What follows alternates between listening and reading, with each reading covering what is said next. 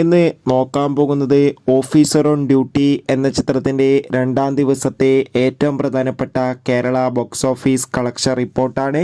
വീഡിയോയിലേക്ക് വരുമ്പോൾ video like ചെയ്യുക, ചാനൽ സബ്സ്ക്രൈബ് ചെയ്യുക. മാർച്ച് മാസം ഇനി അങ്ങോട്ട് ധാരാളം ചിത്രങ്ങൾ OTT റിലീസ് ചെയ്യും.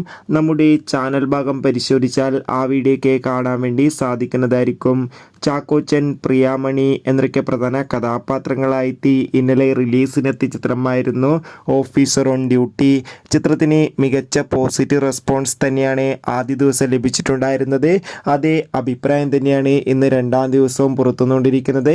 ഏവരും ഏറെ ആകാംക്ഷയോടെ ഓഫീസർ ഓൺ ഡ്യൂട്ടി എന്ന ചിത്രത്തിൻ്റെ കളക്ഷൻ റിപ്പോർട്ട് അറിയാൻ വേണ്ടി കാത്തിരിക്കുകയാണ്. ചിത്രത്തിൻ്റെ രണ്ടാം ദിവസം അത്യാവശ്യം മികച്ച ബുക്കിംഗ് ആണ് ഇപ്പോൾ ബുക്ക് മൈ ഷോ എന്ന ആപ്പിലൂടെ നടക്കുന്നത്. അതുകൊണ്ട് തന്നെ ഇന്നും 1.5 കോടിക്ക് മുകളിൽ തന്നെ കളക്ഷൻ നേടിയെടുക്കാൻ വേണ്ടി സാധിക്കുമെന്ന് ട്രാക്കിംഗ് റിപ്പോർട്ടുകൾ സൂചിപ്പിക്കുന്നു. ബൈ.